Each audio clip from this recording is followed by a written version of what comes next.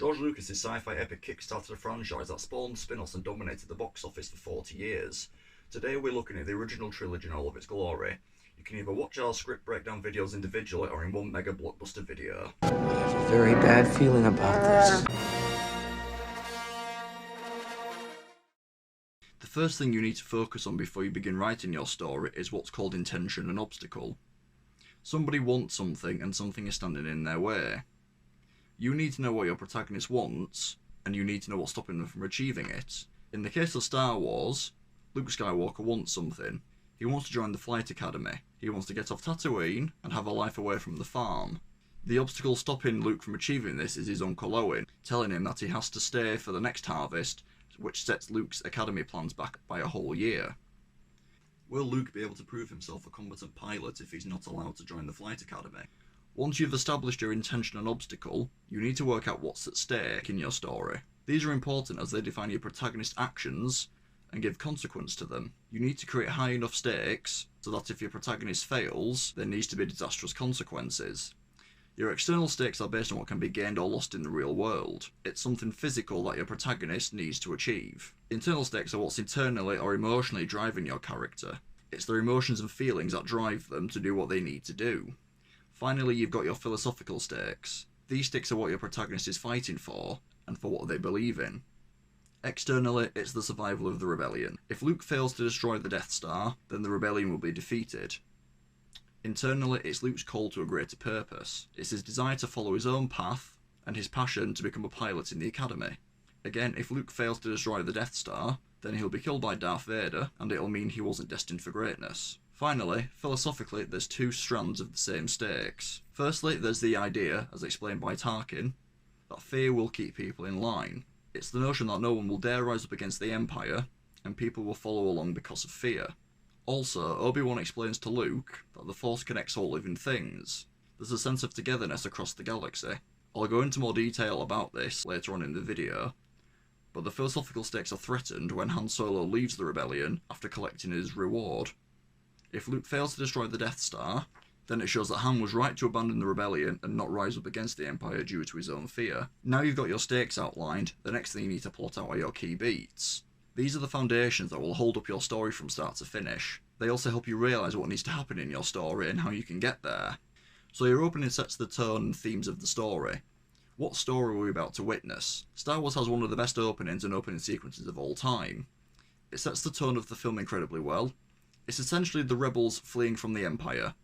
It's a theme that we'll see throughout the film, the resilience and determination of the rebellion as they fight against the Empire. Next is your inciting incident. What happens to start the overarching goal for your protagonist? For me, it's when Luke discovers Leia's partial message in R2. It gives him the incentive to try and track down Old Ben and find out the meaning behind the partial message. You could also write this down as where the external stakes are introduced. Your first act break signals the start of your secondary journey, secondary goal, or second act goal. What journey does your protagonist need to complete? This occurs when Luke returns home to see his aunt and uncle's scorched corpses. This forces Luke to realise that joining Obi-Wan on his mission to Alderaan is his new calling in life.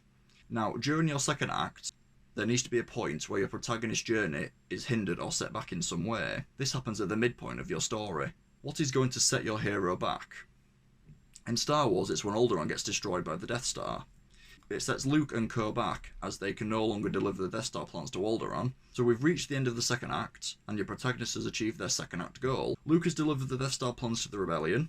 The secondary goal has been accomplished, but, and this is clever, the Empire put a homing beacon on the Millennium Falcon, meaning they now know the location of the Rebel Alliance. If you watched our Key Beats video, then you'll know that this is the solution to the B problem, which is now forcing the stakes of the A problem. How will Luke ensure the survival of the rebellion? The answer lies in your climax. Luke destroys the Death Star. It resembles a successful and satisfying end to your story, as Luke has achieved all three sets of stakes that were established at the start of the story. He saved the rebellion, realised his call to a greater purpose, and proved that solidarity and connection triumphs over living in fear. So you've already 3 cards laid out in your first act, which means you need to find a way to bridge those gaps so everything you've written so far actually happens. So we have our opening, our inciting incident, and our first act break. This means Luke needs to come across Leia's message inside R2, and his family also needs to be flayed and burnt to a crisp. Luke needs to wind up in possession of 3PO and R2. So at some point, before he incites an incident, R2 and 3PO need to end up on Tatooine. In order to do this, they first must escape the boarded Rogue One. Something else needs to happen as well, which is Leia gets taken prisoner by Vader. Vader is asking, very polite term, about the Death Star plans. All of this happens on the next card. Then, after R2 and 3PO eject, Leia is brought before Vader. She pleads her innocence before Vader sends her away. Vader is then alerted to the escape pod hurtling towards Tatooine, so he sends a search party down after it. We're now on Tatooine, where we see R2 and 3PO split up before being reunited on the Jawa transporter. This is where they then come under the ownership of Luke and his family. This is also where the tone of Luke's needs are being undermined by his uncle. Luke wanted to head into town, but his uncle told him that he can waste his time once his chores are done, so now Luke has to get to cleaning R2, and he comes across Leia's message. Good. Were you on a Star Cruiser? Help me, Obi-Wan Kenobi. You're my only hope. So in the second half of the first act, we need to build up to Luke finding Obi-Wan and being away from home when the stormtroopers turn up. After seeing Leia's message, Luke joins his aunt and uncle for dinner, where Luke asks about Obi-Wan. The conversation is immediately shut down by Uncle Owen. This is also where the internal stakes are established, as Luke asks about fulfilling his dream of joining the Flight Academy before they're threatened by Owen saying his only priority is preparing the droids for the harvest. So that's what you'd write down on the card. After dinner, Luke finds out that R2 has run away. This prompts Luke to go and search for R2 with 3PO. After they catch up with R2, the group is then attacked by Tusken Raiders. Old Ben then appears. Hello there. General Kenobi! Old Ben rescues Luke, taking him back to his house, where Luke finds the truth out about his father. During the conversation about Luke's father, Obi-Wan announces the philosophical stakes of the Force connecting and uniting every living thing. It's an energy field created by all living things. It surrounds us, penetrates us, it binds the galaxy together. Next, Luke and Obi-Wan watch Leia's message in full. Obi-Wan then tries to convince Luke to join him on his mission. Luke goes against the idea that all things are connected by saying he can't get involved and there's nothing he can do about it. Finally, just before we break into the second act, we need to see the disagreement on the Death Star between Empire governors over how to deal with the stolen Death Star plans. It's where Tarkin declares that fear will keep the systems in line and obedient, introducing the secondary set of philosophical stakes. Fear will keep the local systems in line. Fear of this battle station. There's the suggestion that using the Death Star will send a message to the rebellion. This is also key given what happens later on. This station is now the ultimate power in the universe. I suggest we use it. So your three stakes have all been introduced within the first act, which isn't necessary but ideal. And now we land on the first act break where Luke decides to join Obi-Wan on his mission to Alderaan. I want to come with you to Alderaan. There's nothing for me here now. And now we're into the first half of the second act. Luke has decided to join Obi-Wan on his mission to Alderaan and deliver the Death Star plans, which is the second act goal. So what needs to happen in this section? Well, the Death Star needs to destroy Alderaan. It's what's going to set our hero's journey back, and in order for it to set Luke back, they first need to acquire transportation to Alderaan. This involves them heading to Mos Eisley, where stormtroopers stop and ask them about their droids. Obi-Wan uses a Jedi mind trick to get past the guards. Upon arriving in the cantina, Luke gets attacked and Obi-Wan protects him using his lightsaber. This draws attention to the pair of them, and it's something that prompts stormtroopers to investigate what happened. First, though, they meet Han Solo. Han agrees to take the gang to Alderaan for a large fee. When he's going to get the ship ready, Han is stopped by a fellow bounty hunter. He threatens Han, and Han shoots first, trust me. It's the first real introduction to Han's selfish, out-to-protect-himself nature. Keeping in mind we still need to destroy Alderaan, this has to happen fairly soon. Vader and Tarkin talk about Leia's resistance to giving away the location of the rebel base. Tarkin decides to use Alderaan as a bargaining chip to get information out of Leia, prompted by the earlier statement about using the Death Star to send a message to the rebellion. Back on Tatooine, R2 and 3PO are hiding from stormtroopers, Luke and Obi-Wan are followed by an Imperial spy, and Han is confronted by Jabba over a lost bounty. Eventually the gang blast their way out of Mos Eisley, evading stormtroopers and Star Destroyers, as they jump to hyperspace to arrive at Alderaan, which obviously can't happen as Tarkin blows up Alderaan to try and get information out of Leia. This is also a threat to the external stakes, as the Death Star is operational and can destroy any moon or planet that they see fit to. It's a key plot point, as this now defines everything that happens for the rest of the story. They still need to deliver the Death Star plans to the Rebel Alliance though, so how do they do this? The gang are heading to the now non-existent Alderaan, where they end up face to face with the Death Star, where Princess Leia is being held prisoner. She holds the information as to where the location of the Rebel base is. Whilst on the journey, Luke begins basic Jedi training, because he's not just going to be able to pick up a lightsaber and get to better one of the most powerful enemies in the galaxy. That'd just be lazy writing.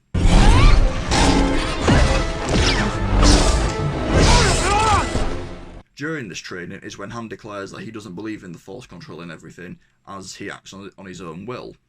This threatens the philosophical stakes earlier mentioned when Obi-Wan says everything is connected. But I've never seen anything to make me believe there's one all-powerful Force. It's something else that we'll reference back to when we get to the third act, but for now let's focus on Tarkin finding out Leia lied to him about the Rebel base location. He wants her executed, but the Falcon is stuck in the Death Star's tractor beam. The ship is identified as the ship that escaped from Mos Eisley, and they believe they returned the Death Star plans to Princess Leia. They must be trying to return the stolen plans to the princess. She may yet be of some use to us. Once the Falcon has been taken by the Death Star, Han and Luke disguise themselves as stormtroopers and take over the control center. Here they find the location of the tractor beam, where Obi-Wan says he's going to set off and disable the tractor beam so the ship can escape. R2 then finds out that Princess Leia is being held prisoner and scheduled to be executed. Luke persuades Han to rescue the princess and he'll get a reward. So Han and Luke are off to the detention level, and Obi-Wan is off to deactivate the tractor beam. Han and Luke fail to escape the detention level, and Leia takes control of the situation, leading them into a trash compactor. Vader also senses Obi-Wan's presence on the Death Star. Whilst the gang are trying to escape the closing trash compactor, R2 and 3PO are interrupted by some rather tall stormtroopers. They manage to trick their way out of the stormtroopers' gaze, which isn't difficult, they aren't very bright. R2 and 3PO help the gang escape from the trash compactor, and they all meet back up on the Millennium Falcon. Obi-Wan has turned off the tractor beam, and on his way through the many corridors of the Death Star, he stumbles upon Darth Vader. They engage in a lightsaber fight, which distracts the stormtroopers that are guarding the Millennium Falcon. This then prompts the gang to go on board the Millennium Falcon in order to escape, but Luke sees Obi-Wan get killed by Vader. This is an internal threat as Luke has lost his mentor. On his escape from the Death Star, the gang have to fight off a small band of TIE fighters. After successfully repelling the Empire's fleet, Han tells Leia that he's not interested in the revolution and only wants a reward. It's a philosophical threat which I'll talk about when we enter the third act. And so finally, with the help of Princess Leia, the gang are finally able to deliver the Death Star plans to the rebels on Yavin 4. The secondary goal is complete, but we find out that a homing beacon has been placed aboard the Millennium Falcon. So in delivering the Death Star plans, they've also alerted the Empire to the location of the rebel base. This sets up a third act where everything will be decided.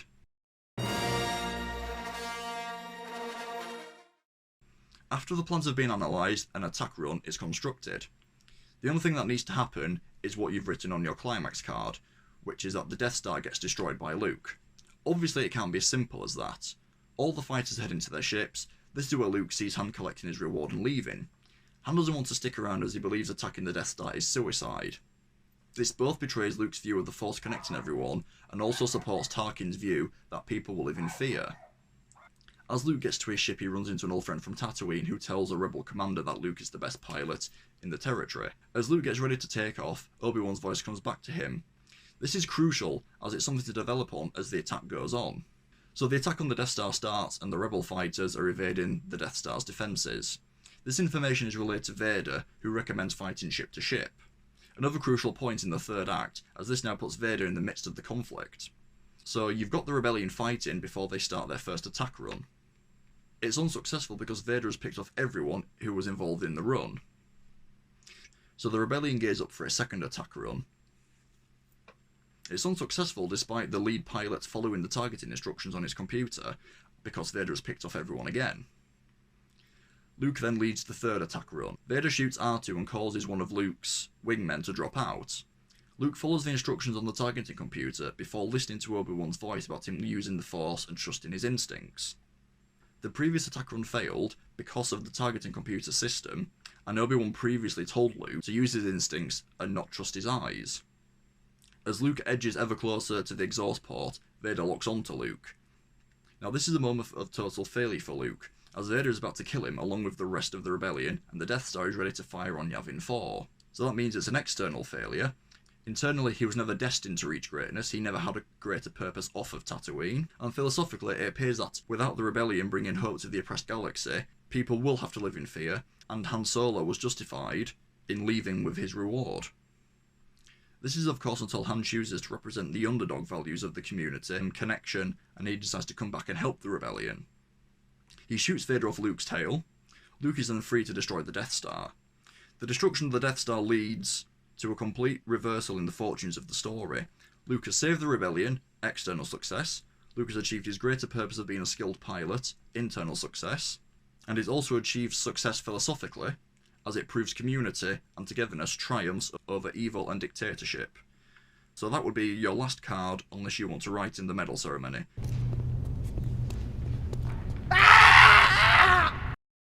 We're here at what can considered to be the second act of the original Star Wars trilogy and is widely regarded as one of the best films of all time. So let's see how this story works and what's different from its predecessor. We have an immediate difference from A New Hope, as the focus on this story is centered on Vader and his intentions. He wants Luke to join the dark side. It's mentioned at various points throughout the film, and this is his overarching goal. However, since Luke is training to become a Jedi, this is stopping Vader's efforts from trying to convert, spoiler alert, his son to join him as ruler of the galaxy. Will Vader be successful in converting his son to join the dark side once he's trained to become a Jedi? The focus on Vader and the dark side is also prevalent in the stakes. Externally, as we've pointed out, revolves around getting Luke to join the dark side. Internally, Luke has to deal with his feelings surrounding the dark side and the Force as a whole, and philosophically, the emphasis is on the power of the dark side and obeying the Sith's rules, not the Jedi's. It's a theme that crops up throughout the story, specifically relating to Luke's journey and training, and I'll mention more about it when we get to those points. Moving on to our key beats, our opening starts with Luke getting attacked by a Wumper whilst he was on his way to check out the crash site of an Imperial probe droid. The exciting incident focuses on Ben telling Luke to go to the Dagobah system and get Jedi training from Yoda. It's the overarching goal of the story, as the main problem involves getting Luke to turn to the dark side, which can only happen when he's vulnerable from the Force's manipulation, and this vulnerability starts with his training from Yoda. It also means Luke will be separated from the rest of the group for the film's duration as he pursues his own interests. This links to the first act break when Luke flies to Dagobah.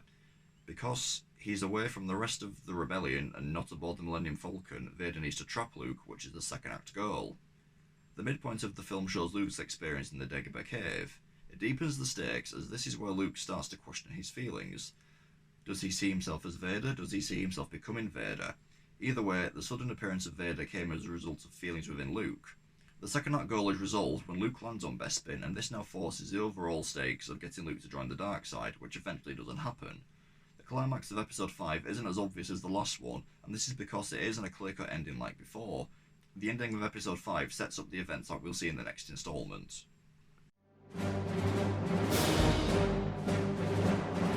So after the opening, Han tells the rebel commander that he's leaving as he needs to pay off Jabba the Hutt. Han proceeds to have an argument with Leia in the corridors over leaving before he goes out in search of Luke. Whilst Han is out searching for Luke, the rebel base closes its shield doors, and Luke uses the Force to escape from the Wumper's cave. After he's collapsed outside the cave, Luke sees Ben's Force Ghost tell him to go to the Dagobah system before Han rescues Luke. It's the incited incident, as without it, Luke wouldn't be separated from the rest of the rebellion. You can find out more about it in our index card sheet by following the links in the description below. Once Luke has recovered, we find out that no ships are allowed to leave the Hoth system. The rebel base discovers an Imperial probe droid spying on them. This leads to Vader setting course for the Hoth system. Whilst the rebellion is evacuating the base, they're preparing themselves for a ground assault involving Imperial walkers. During the ground assault, Luke is shot down. Imperial troops then enter the base, just as the shield generator is blown up. This means Han has to take Leia out to safety on the Millennium Falcon. After the successful escape, Luke sets off on his flight to Dagobah, and this brings us to the first act break and the start of the secondary goal of trapping Luke.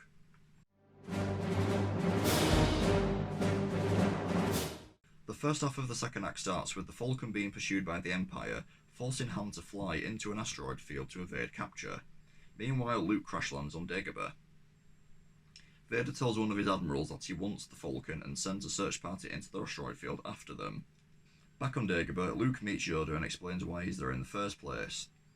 Whilst repairing the Falcon, Han and Leia kiss.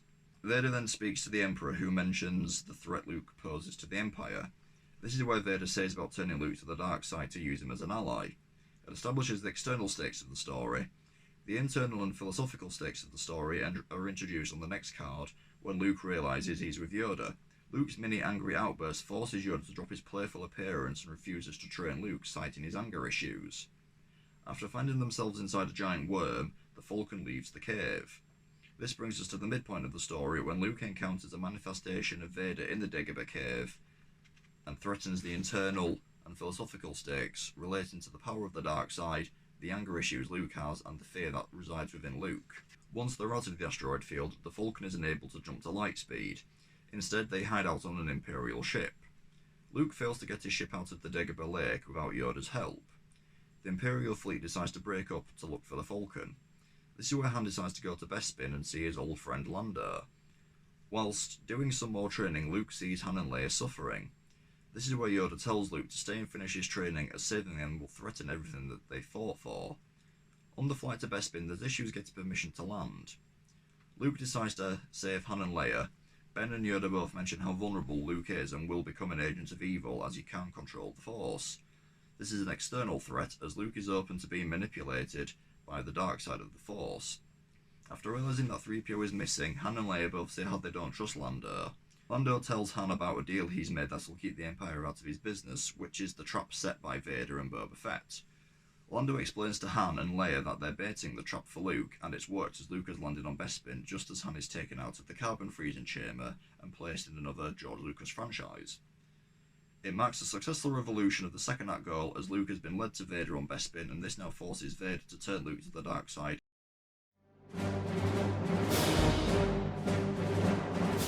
After landing, Luke follows Leia and Chewie despite pleas from Leia to not fall into the trap.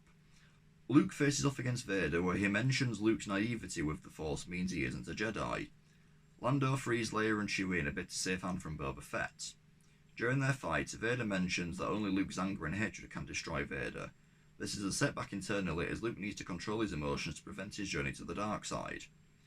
Whilst trying to escape Cloud City, R2 mentions the hyperdrive has been deactivated. After Luke has failed to get the better of Vader during the battle, Luke loses his hand before Vader reveals his identity to Luke. This is a philosophical setback, as Luke has lost to the bad guy, so maybe the dark side is stronger. After Vader's offer to rule the galaxy, Luke drops off the ledge and ends up hanging on a weather vane as he calls out to Leia. This is an external setback, as Vader wasn't able to recruit Luke to the dark side after all.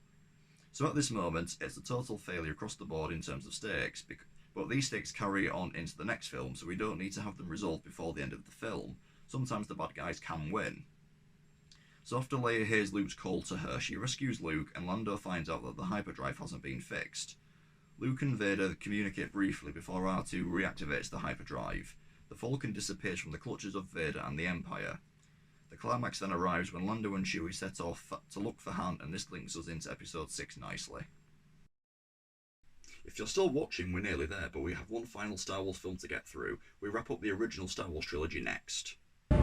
Here we go again. As always, we begin with the intention and obstacle. Unlike its predecessor, Return of the Jedi focuses on the light side of the Force, so a lot of this preparation work is the opposite from the previous story. With that in mind, Luke's intention in Return of the Jedi is to turn his father from the dark side, and the obstacle stopping Luke from achieving this is the Emperor is goading him into killing his father. Will Luke be able to save his father from the dark side when he's being led into killing him? As I said in the last section, the stakes are the same across both films, but are reversed as the focus changes. Last time the external stakes were to get Luke to join the dark side, this time is to get Vader to leave the dark side. This is a direct link to the philosophical stakes of the story, which relate to not giving in to hatred and pushing against the temptations of the dark side. This also affects the internal stakes, as these call back to Luke's anger management, as previously mentioned in episode 5. We need to work out what the key beats are. Our opening starts with Vader landing on the new Death Star. He informs the commander that the Emperor is coming on board to oversee the final stages of the construction. Refer to our index card sheet in the link below to see why this is an important mention. Next, Luke arriving at Jabba's palace is the inciting incident. It's where we get our first introduction to the new Jedi Knight that Luke is and see his powers in action. After Luke sees Yoda die, he speaks to Ben about his father and his connection to the Force. This is where Luke discovers Leia is his sister and is told to bury the feelings he has for her as they'll be exploited by the Emperor. It presents Luke's secondary goal of being able to control his feelings. It also introduces the internal stakes of the story. The external stakes are also established, as this is where Luke says that he's felt the good within Vader. The midpoint provides a stake setback as Luke says he's leaving Endor to confront Vader. This will put Luke in front of the Emperor, who is manipulating events to expose Luke's anger, an internal setback, but also Vader's resistance to admitting there's still good in him, external setback. The second act goal is resolved when Luke goes to kill the Emperor. It provides an internal and philosophical failure, as Luke wasn't able to control his feelings and looks certain to give in to his hatred. Finally, the climax of the story resolves the overarching goal when Vader kills the Emperor to save Luke and the galaxy from the Empire. It marks a successful reversal of stakes across the board as Luke brought Vader back from the dark side, Luke was able to control his feelings and he didn't give in to hate.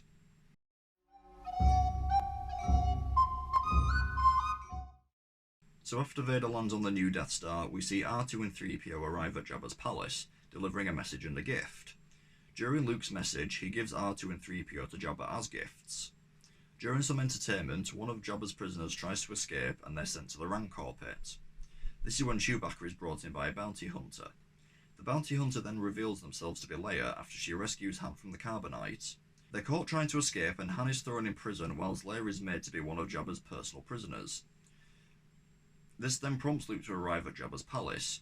He ends up in the Rancor pit where he kills the Rancor before being sentenced to death in the desert. Whilst they're on their way to the Sarlacc pit, Luke tells Han he has everything covered. After some help from R2 and Lando, Luke and the gang are able to escape from Jabba's barge. The gang splits up with Luke heading to Dagobah. Back on the new Death Star, the Emperor mentions to Vader that Luke will seek him out due to his compassion. Luke then sees Yoda moments before Yoda's death. The philosophical stakes are established by Yoda in this scene as he mentions to Luke about not going down the dark path. Yoda's death prompts Luke to question whether or not to carry on before speaking to Ben and pushing us into the second act.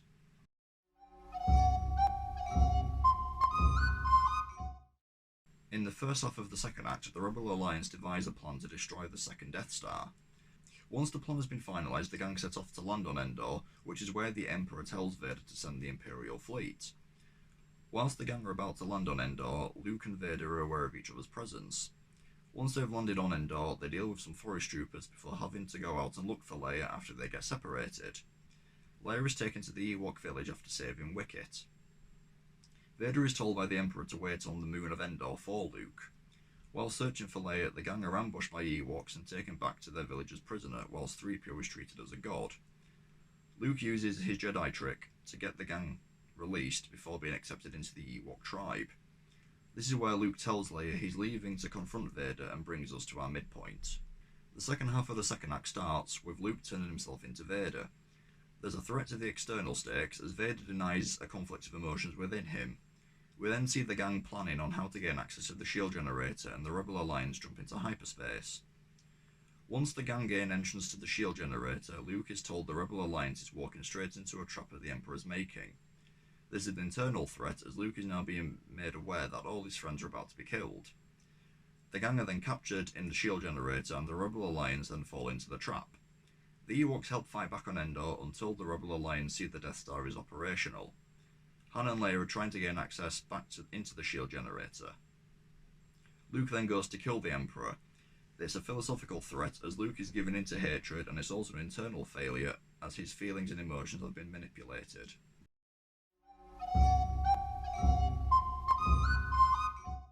We begin the third act with more fighting on Endor, but the tide is turning in favour of the Rebel Alliance. After some sparring, Luke refuses to fight and tells Vader he senses the conflict. Vader tells Luke that there is no conflict, giving us an external failure. Back down on Endor, Han blows the shield generator, allowing the Rebel Alliance a chance to attack the Death Star. Whilst hiding from Vader, Luke's feelings for Leia betray him. Vader mentions turning Leia to the dark side in Luke's stead. Luke lashes out and chops off Vader's hand. This is a philosophical failure as Luke allowed himself to give in to hatred. Luke sees his father's robotic arm and refuses to kill Vader. This provides an internal and philosophical reversal, as Luke would rather die than be turned to the dark side. This prompts the Emperor to try and kill Luke before Vader steps in and saves Luke. After killing the Emperor, the Rebel Alliance continues to fight. In an attempt to save Vader, Luke drags Vader on board his ship. This is where Vader mentions that Luke had already saved him. It marks a reversal in the external stakes, as Luke was able to bring his father back from the dark side. The Death Star is then destroyed, and there are celebrations across the galaxy over the fall of the Empire.